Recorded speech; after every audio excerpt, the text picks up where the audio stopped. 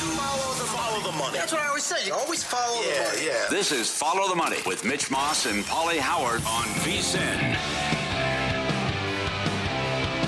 All right, kicking off hour 3 here on Follow the Money. Stormy Buonantony, JVT in for the guys for a couple more days as we welcome you back to the program. SiriusXM channel 158 still to come this hour. We're going to have our in-pocket plays at the end of the program like we always do. Jerry Palm, well-known bracketologist, going to talk through some early college basketball bracket projections, teams to make or miss the field altogether. Should be fun. Get into some interesting numbers there. Olympic hockey discussion as well. Canada, by the way, officially official on the women's side. They win 2-1.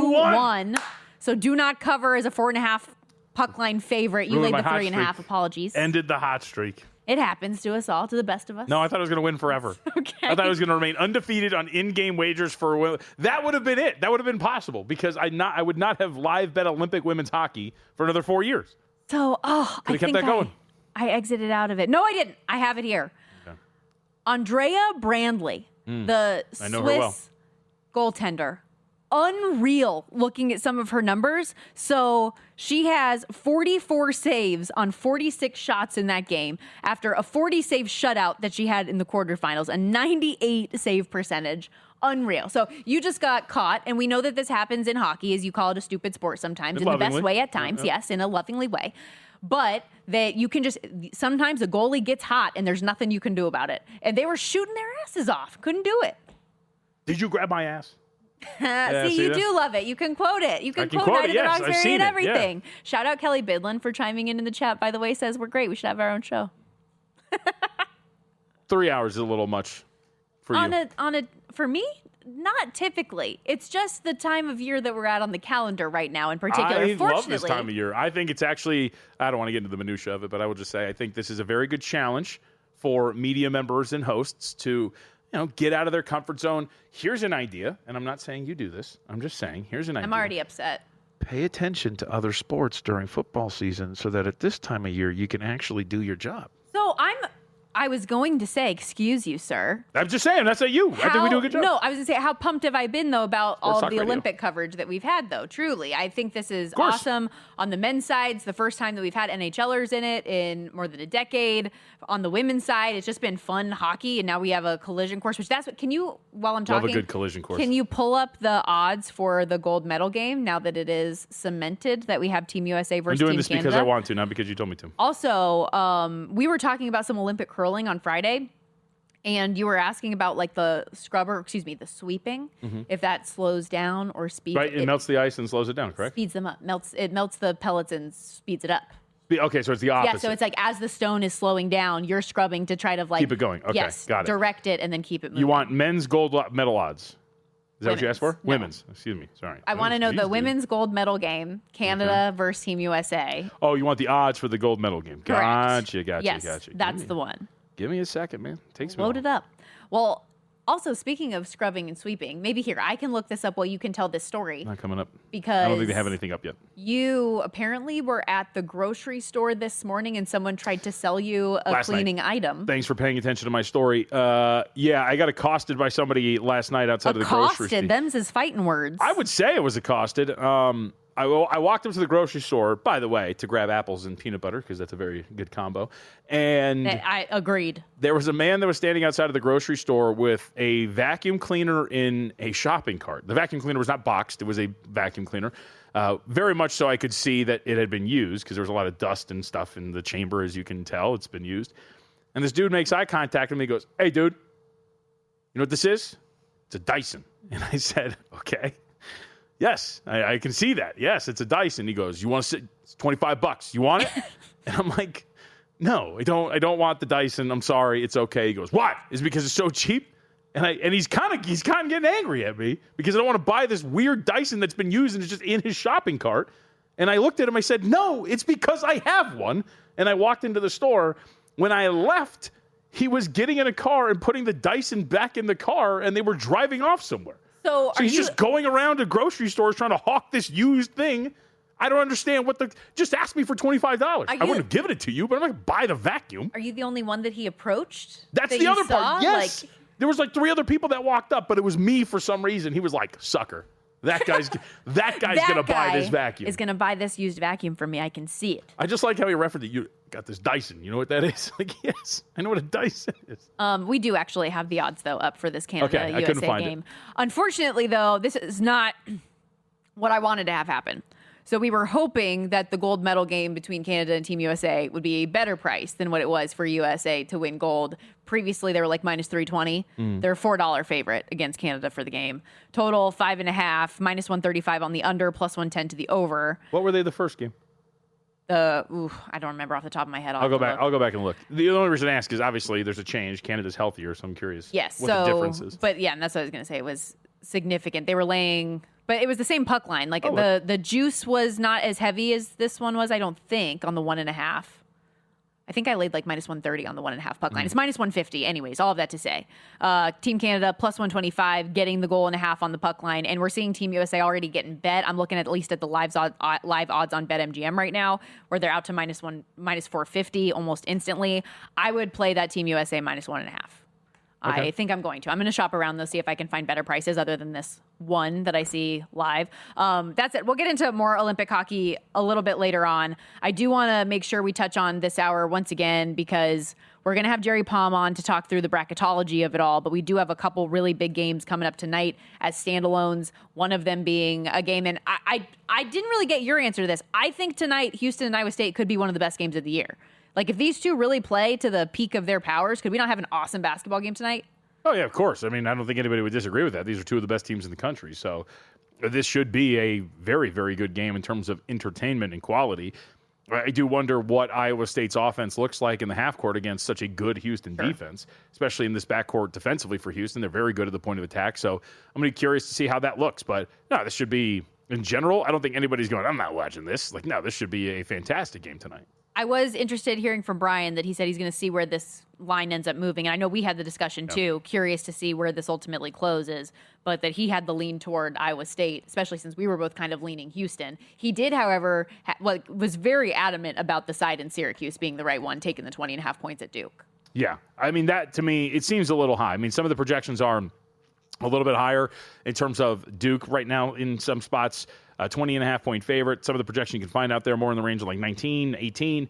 So I think that that's a little too high here for the Blue Devils. Syracuse, look, they're fighting for their lives. If they can get a win here, obviously it's going to go a long way to potentially fighting their way into the bubble. I say that with some hesitancy because it's not really a particularly great portfolio right now, and they'd be very much on the outside looking in as it stands. So maybe you can grab a win and get this done, but you look overall at the Orange and what they have done so far this year. Best win is going to be Tennessee, KenPom's top 19 team, top 18 team, and then, of course, a quad one victory there among some others that they have on the docket, including coming off of a win against SMU. So I think you could probably get Syracuse to stay inside of this number. Not a perfect team, but they do have some strengths. They're a pretty solid three-point shooting team, although they don't take a ton. And defensively, they're at least not abhorrent, although there are some issues, including their rebounding has been pretty bad so far this year. And I think Duke's a pretty good rebounding team, especially with what they have down low. Yeah, last I checked. Yeah. Pretty good. That conversation, by the way, was with Brian Edwards. I didn't fully explain who that was. Vegas Insider does a great job, senior handicapper, majorwager.com. And good reminder, too, if you ever miss any segment of any of our shows here on VSiN, the Sports Betting Network, you can go VSiN Best Bets feed wherever you get your podcasts, and every hour that is live on this network every day is repopulated and put there in the feed each and every day. You mentioned Syracuse as one of those will they, won't they kind of tournament teams, getting into the nitty gritty of it. Before we have Jerry on in a little bit, were there any teams that have been top of mind for you when it comes to the bubble, when it comes to make-miss playoff options, anything like that that has really caught your attention? Yes, actually, there's a pretty interesting team that I can't wait to ask Jerry about, but it is Auburn. So we have these odds to make the NCAA tournament, and obviously they come up every week, and they kind of filter around and take them in and out. But what I find interesting about where Auburn is right now, Jerry, who we're going to talk to here in a little bit, has them on the first four in. Actually, it might be the first four out. I'm looking at his old ones. But either way, the whole point here being Auburn's barely right there. They're firmly on the bubble. And yet, you look at the way the market's pricing them, Stormy, yes, minus 450. No, plus 310. Now, Lenardi's got them in, so I do wonder if the market leans a little bit more towards a Lenardi type in terms of the bracketology. I'm very curious about a team like Auburn and what that looks like for the Tigers, because the market firmly believes that they are in, but I think there's some question as to that being the case. And if you look on Bracket Matrix, out of the, I think, 102 so far that they have polled right now, 101 have Auburn in. So I'm curious to see what Jerry Palm thinks about what their status is. But they're very much at the top of the list. And the Mountain West teams. You know, your team, San Diego State, on the bubble. They have the opportunity to grab some wins, but if you actually look at their non-conference, obviously we know it didn't go well. They lost to Troy, so it's a pretty bad loss on the resume when you look at the quadrant. I think Troy would be a quad 3 loss if I remember correctly. But where San Diego State falls, and if they can just win their way in, given the strength of their schedule down the stretch, because the Mountain West is fine, but it's not insanely strong. And how many teams the Mountain West are going to get in? Because right now, with San Diego State on the bubble, I think Lunardi's only got 2 Mountain West teams. And I remember at one point it looked like they were going to get 3. And the one that is firmly in right now is Utah State. Yep. With the Mountain West top of mind, we didn't even talk about this. We didn't even text about this over the weekend. I don't know who we are. UNLV? Oh, yeah. Come on now. Good comeback. The Rebels do. Get the upset in Boise. I'm going to call this now. I'm not going to bet this, but I'm willing to bet UNLV is a sexy bet once we get to the Mountain West tournament. The upside's there, and they're starting to get a little bit healthier, and they have the best scorer in the league in Dre Gibbs-Longhorn. I think they're going to be an intriguing team when you talk about playing a tournament on your own home court. I can't wait to go with you. Yes, we will. I actually was texting my old boss man yesterday, and we are in there like swimwear. We've got all the tickets to the tournament, so you don't have to get a credential. You can drink some beverages. You can enjoy the action. I can drink water. Oh, no, I forgot. Yep. Boo. Now I'm just going to have to drink all of your drinks for you. Sober Von Tobel. Doesn't really rhyme. I know we talked some women's hockey a moment ago, but the men's qualification round is set, as are the 4 group winners. They get the bye into the quarterfinals. We will discuss those games coming up next right here on Follow the Money.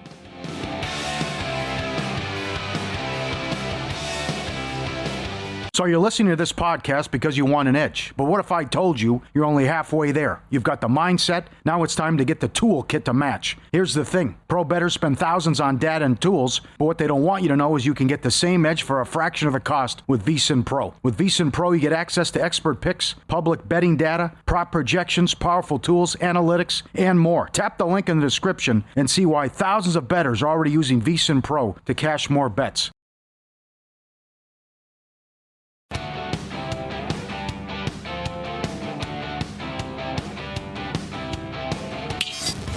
This is Follow the Money on VSiN.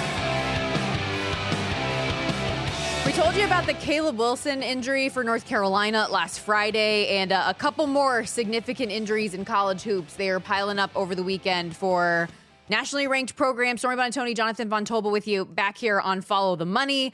Koa Pete for the top-ranked Arizona Wildcats and Richie Saunders for BYU. Both of them going down. Still curious the extent of what this is going to be for Pete and Arizona, but maybe let's start there, as they have been the top-ranked team in the country. How significant is this? I mean, it's very big, especially when you look at a team like Arizona, who, if he cannot play this week, this will be the first time that they don't use the same starting 5 all year long. So the continuity has been very important for Arizona. Under Tommy Lloyd, there's been injuries in the past that have derailed the season a little bit as well. So it's a pretty big deal if he cannot go. Obviously, past the actual statistical impact, 13.8 points, 5.4 rebounds, 2.6 assists, shooting over 54% from the floor for the Wildcats as well.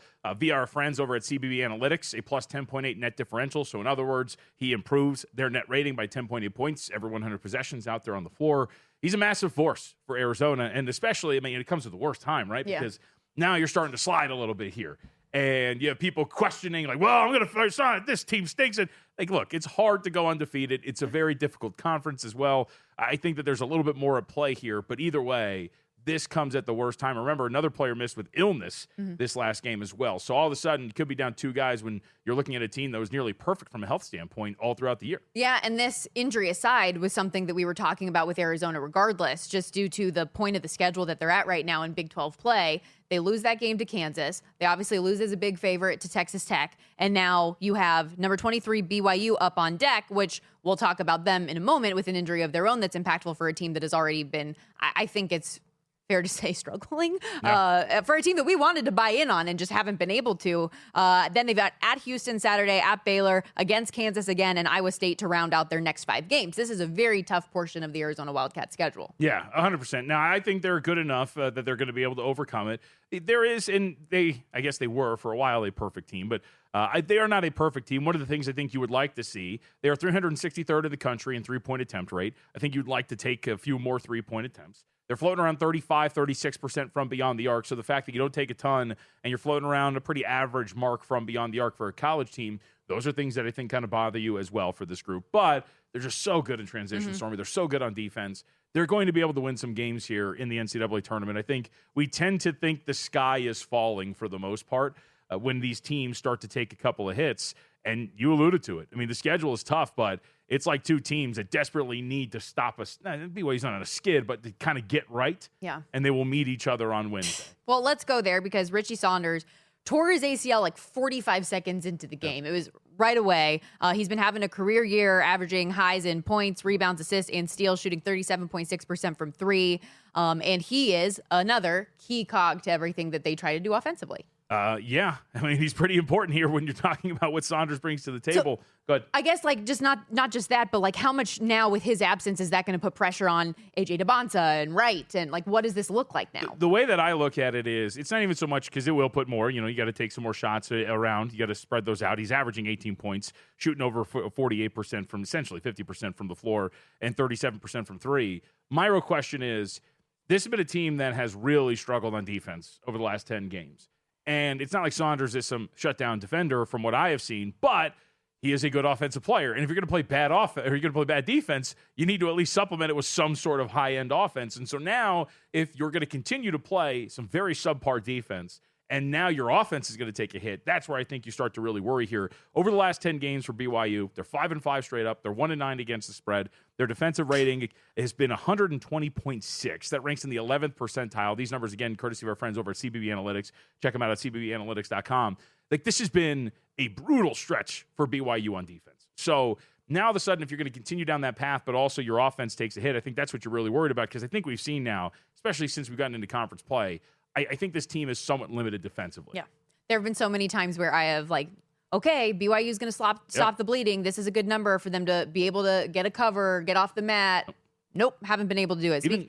I was just going to say, look at their two wins, right? Yeah. 90-86, 99-94. I mean, they're not even they're winning these games, but they're still just getting gouged on defense. Speaking to all of these injuries, I suffered an injury yesterday. What happened?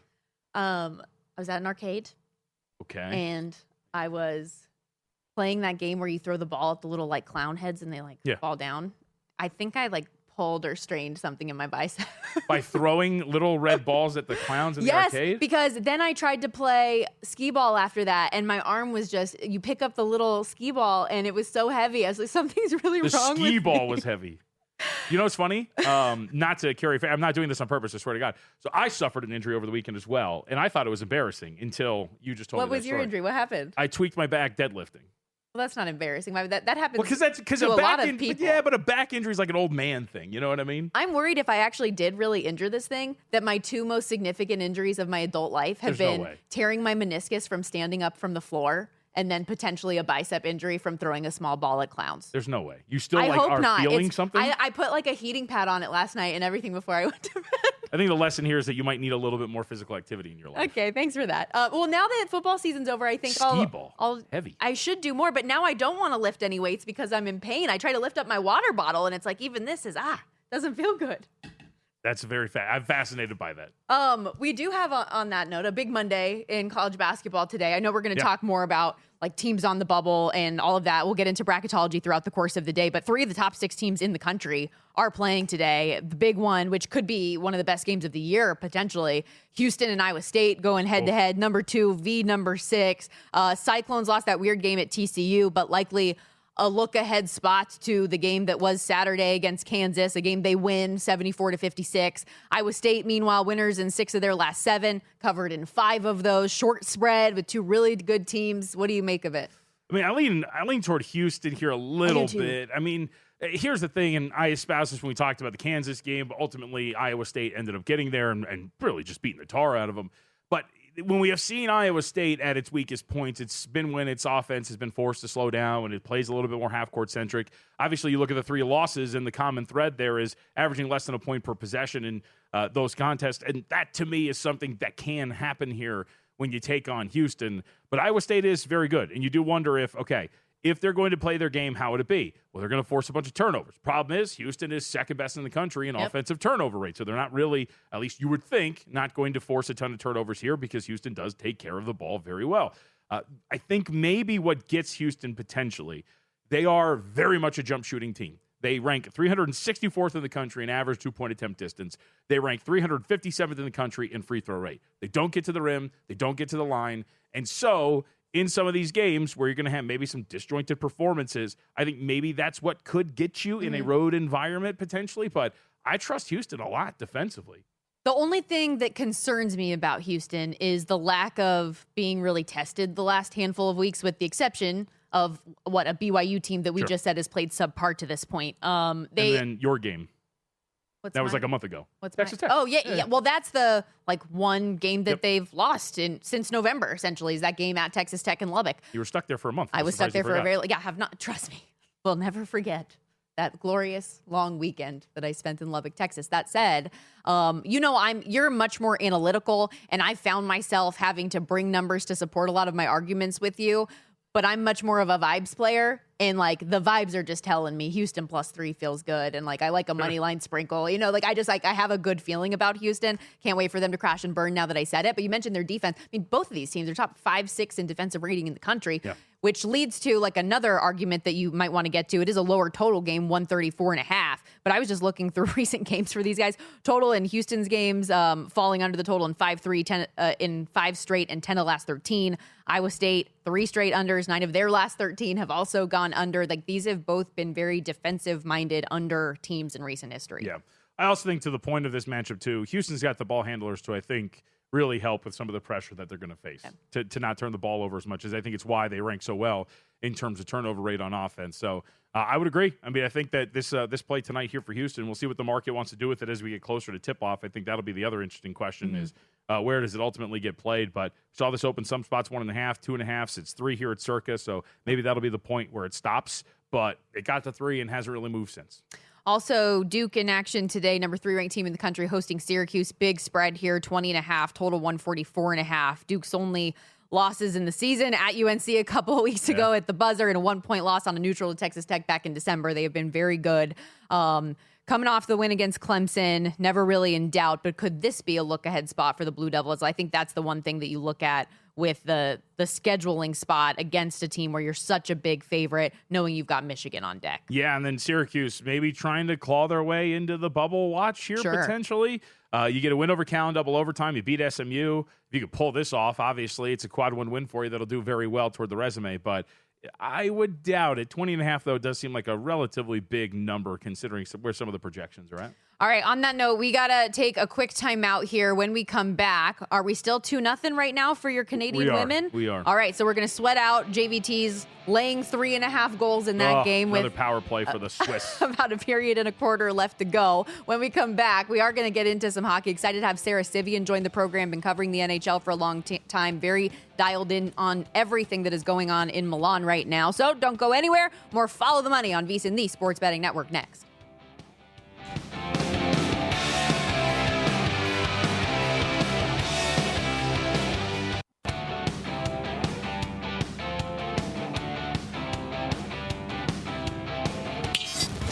This is Follow the Money on VSiN. Stormy Buonantony and Jonathan Von Tobel filling in for the guys here as we welcome you back to Follow the Money on VSiN, the Sports Betting Network. SiriusXM Channel 158, live from downtown Las Vegas, Circa Resort and Casino. Lots of college hoops to get into, not only today, but from a futures perspective. Excited to have Brian Edwards join us here on the Progressive Guest Line, MajorWager.com. Also senior handicapper for Vegas Insider, covers the SEC very closely as an analyst for Southeastern 16. Follow him on X at Vegas B Edwards. And let's get right into it, Brian, because we've got a couple really big games with nationally ranked teams in action tonight. Syracuse and Duke. We've also got Houston and Iowa State. But let's start with the big spread at Duke. JVT and I were talking a little bit earlier about could this maybe be one of those look-ahead spots even for Duke here, big spreads and 20.5. What's your evaluation? I like Syracuse here, 4-2 against the spread in 6 road games this year, and they have not lost by more than 20, except for when Donnie Freeman was out of the lineup there for a 9-game stretch. And I say by 20 because obviously we got the number at 20.5. Syracuse playing well right now, and with Freeman, they're 11-6 against the spread on the season, but 5-0 against the spread with 3 outright wins in their last 5 back-to-back home wins over Cal and SMU. And when they've been a dog of 7.5 or more, the Orange 4-2 against the spread with a 1 outright win, and Duke only 5-7 ATS at home, and mired in an 0-4 ATS slide, and 4-9 ATS last 13 is double-digit chalk. I will go with Syracuse. I also like the over. However, I got 141.5 this morning. It's up to 145.5 now, so I can't recommend it with that line movement. All right, let's go to another one that you've got here on the list. Brian, Stephen F. Austin, what do you like here? Relatively short favorite at A&M Corpus Christi. Yeah, I love this Stephen A. Austin team led by Keon Thompson, who just dropped a season-high 32 points on Saturday, averages 18.4 points, 5.2 rebounds, 4.3 assists per game. Stephen A. Austin on an 11-game winning streak, 8 of those wins by at least 7. They've been a single-digit favorite 14 times this year, going 12-2 against the spread, and 15 of their 23 wins by double digits, 19 of them by at least 7. I'll go with the Lumberjacks minus the 4.5. Brian, I know you don't have a play in the Houston-Iowa State game today, but sometimes like someone like you who digs into the numbers as much as you do, the value in not having a play can help inform a lot of our decisions that are looking at some of these games. Why was that a no play for you today? Well, I guess I don't really have that good of a reason, because Iowa State has been automatic at home this year, 14-0 straight up. Now only 7-7 ATS, but not many numbers this small. In fact, 12 of their 14 home wins by double digits. So it's a lean to Iowa State. If Syracuse does me right, maybe I'll add the Cyclones later tonight. All right, Brian, I think you'll be proud of me. About 2 or 3 weeks ago, the Florida Gators were an addition to my futures portfolio at 18-1. They seem to be the hot flavor lately. What's the still playable price for them to win a national championship? Well, we're going to repeat, so whatever works. But I saw 15-1 at DraftKings earlier today, so that's very acceptable. I'm not going to lay the 20-plus tomorrow, but I am going to be looking at the team total against South Carolina. Now, I haven't seen a team total yet, but just by my not very good math, with the total at 149.5 and the total 21.5, I'm thinking 86.5 or 87, and I'll go team total over. I would go up to 88. Florida has scored 86 or more in 12 of their last 15 and 90 or more in 10 of the last 15 and scored 95 at South Carolina a couple of weeks ago. So, yeah, 15-1 future play at DraftKings, I highly recommend. And team total tomorrow night at 88 or fewer, I'll also like that. Curious, some more details on the Gators really quick before you move on to some of your other spots. This backcourt, how has this looked in recent weeks? Do you think they're starting to figure this out? Obviously, shooting has been a little bit of an issue for them, especially as we gotten into conference play. But what have you made of this backcourt, and is this getting better for the Gators? Yeah, it definitely is. In the game at Georgia last week, Xavier Lee and Boogie Flan actually led the Gators in scoring. And Boogie, who's struggled with a shot this year, was 7 of 13 from the field. And Lee had another huge game against Kentucky. When Florida lost all those non-conference games to, high-level non-conference competition and close games, Boogie and Lee were struggling mightily, especially shooting the ball. They're both not just not struggling now, they're both playing good, especially Lee. Lee's playing really good here over the last 5 or 6 games.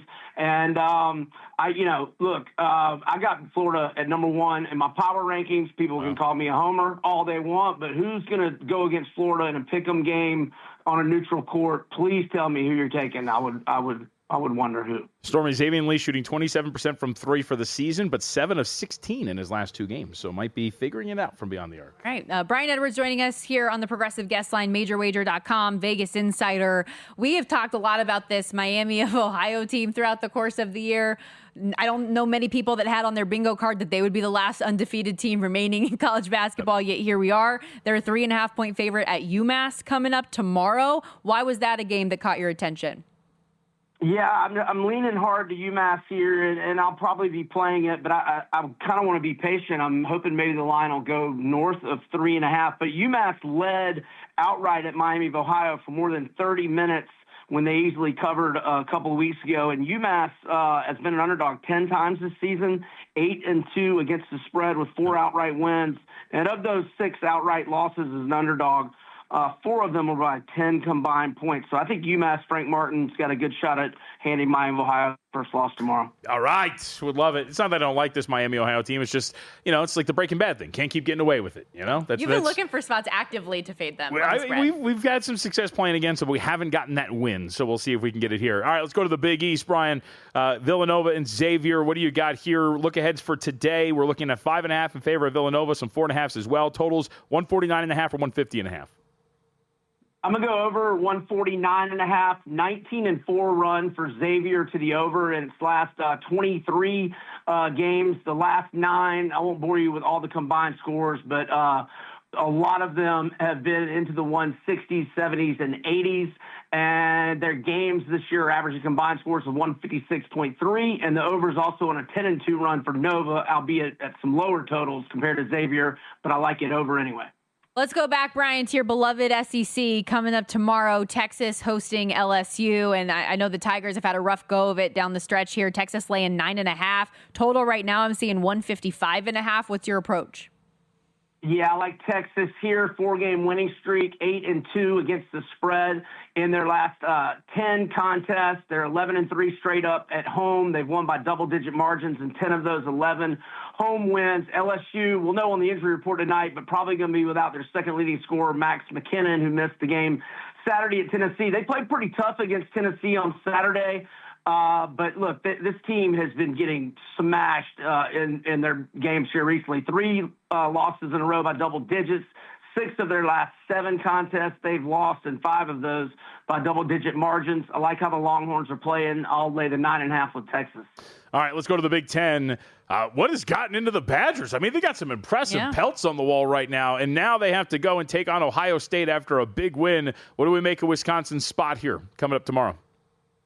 Man, I got to keep rocking this hot team. I've got them all the way up to, where do I have them in my power rankings? I've got them up to 21, which is way higher than where Ken Palm and the Net have them. I made them a 3-point favorite. They're 5-1 against the spread on the road this year with 4 outright wins. They're 9-2 straight up, 8-3 ATS in their last 11. Like you said, JVT, big time wins at Michigan, at Illinois, and then smacked Sparty the other night. And Ohio State's going to be without one of their best players, John Mobley. He's out, averages 15.1 points per game, shoots 40% from 3, 87.8% from the line. That's a huge loss for the Buckeyes, who are 5-9 against the spread in 14 home games. I like Wisconsin to win outright.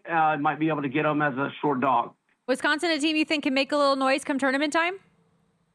I think so, Stormy. I mean, gosh, who's got better wins than at Michigan, at Illinois in terms of, your top 2 wins? The way they're playing, they look like a Sweet 16 team at least.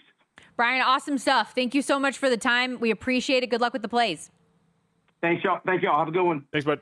Brian Edwards. Again, follow him on X, Vegas B Edwards, majorwager.com, senior handicapper for Vegas Insider, also Southeastern 16, all of the SEC breakdowns. You guys very like-minded with this Florida team right now. They're starting to figure it out, man. Like that backcourt, that was the big thing. Xavier Lee, Boogie Flan, especially Flan, he still really shot the ball particularly well, but we know he can.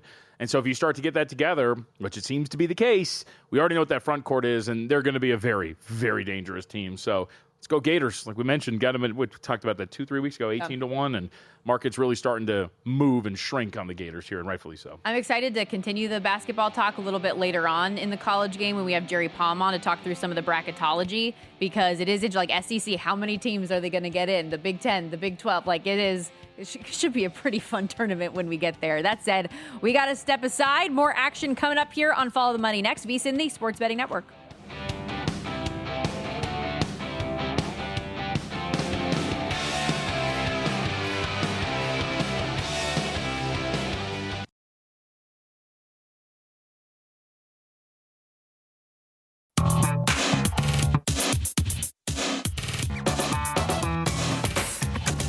has an algorithm to determine the winner of any given college basketball game. Someone gives you 10,000 to 1 on anything. You take it. Take it. Take it. I bet you $20 I can get you gambling before the end of the day. No way. I'll give you 3 to 1 odds. Nope. 5 to 1. Nope. 10 to 1. You're on. All right, I'm up. Let's go. Angels over 70.5 wins. Minus 105. I'm sorry. There's a lot of things that happen. You know, a lot of thoughts race through my mind. I don't know where I want to go every single time. So, plays for today. Angels over 70.5 wins at minus 105. We talked about this earlier, part of our play ball series here today. I do think there's enough upside to get this team back to that 72, 74 win mark. I don't think they're going to push for 85 or anything crazy, but I do believe, given the youth in this team, the potential direction that some of the young players have pointed themselves with their play, and the upside of some of the veterans that they have added to the back end of this rotation, if you get the good part of Grayson Rodriguez for a stretch and he's healthy, I think it's easy, not easy. I think it is safe to say that this team can replicate the 72-ish win season, so it'll be a sweat. But I do think this number should be about 72.5, 73.5, not 70.5. So we'll go Angels over 70.5. And this is just because I've watched this Italian hockey team, and I have watched absolute dreck on the ice, even to my untrained eye. Give me Switzerland puck line minus 3.5, minus 135. Beautiful. Do you have anything to grade over the weekend? Yeah, yep, you do. Con Knippel to win the 3-point contest. Did not get there 3-1. It is a loser. But that was the only thing I had over the weekend. I was hoping that the Great White Hope would get me there, and he did not. I had a lot more over the weekend. We'll get to that in a moment. But the plays added today, as you said, though, fading Italy. I'm fading both Italy and France. They're the two worst teams in the field. I think they're going to lose by margin to Switzerland and Germany, respectively. So those have officially been added. The puck line on Germany, minus 2.5 for that one, minus 130 your price, minus 135 for the Switzerland puck line. I also added Team USA women to beat Canada on the puck line, minus 1.5, minus 150. I just wanted to get this locked in. I am going to hold out and hope that there are maybe some better numbers, although on BetMGM we've already seen minus 170, so I just wanted to make sure I got in there with at least one bet on it already. The Angels also, I'm joining you. We're doing that a team play, show play for the season-long sweat, just like we did with the Hornets. That one got home in the NBA. See if we can do it in Major League Baseball as well, minus 105 that price. We do have a couple pending as well here. The Czech Republic 4-1 to medal. It ain't gonna happen. So we should have just graded this. We should have just put an L on it. Why?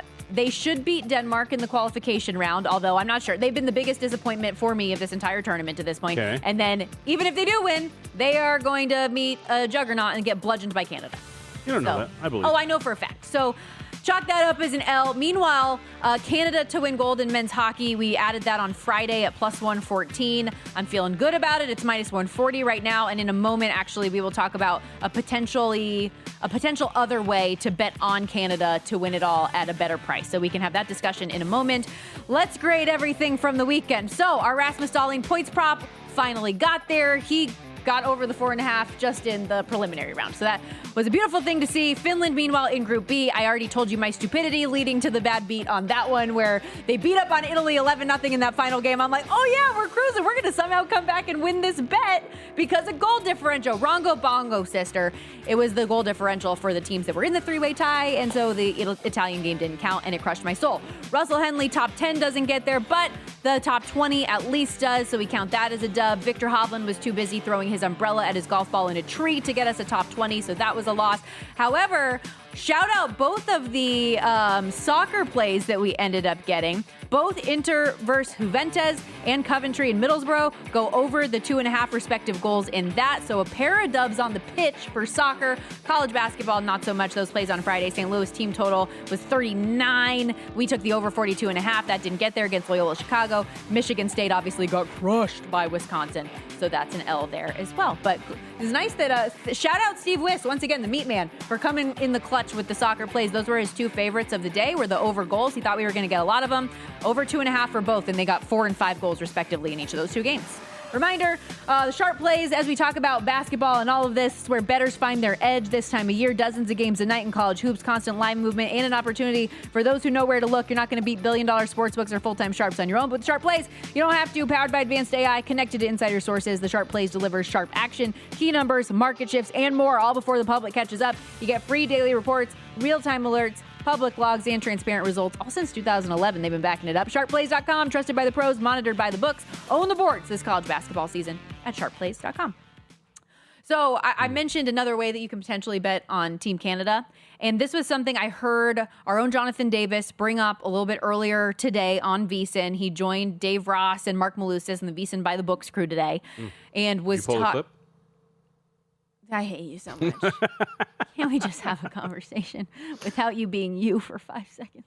Oh, God. Macklin Celebrini to have the most goals. So right now, Team Canada has gone from, when we talked about this on Friday, in the plus 115 range to minus 140 to win the gold medal ultimately. Connor McDavid also minus 140 to win MVP for the Olympic Games right now. But Macklin Celebrini, who currently leads the field, he's tied with Germany's Tim Stützle for 4 goals to this point.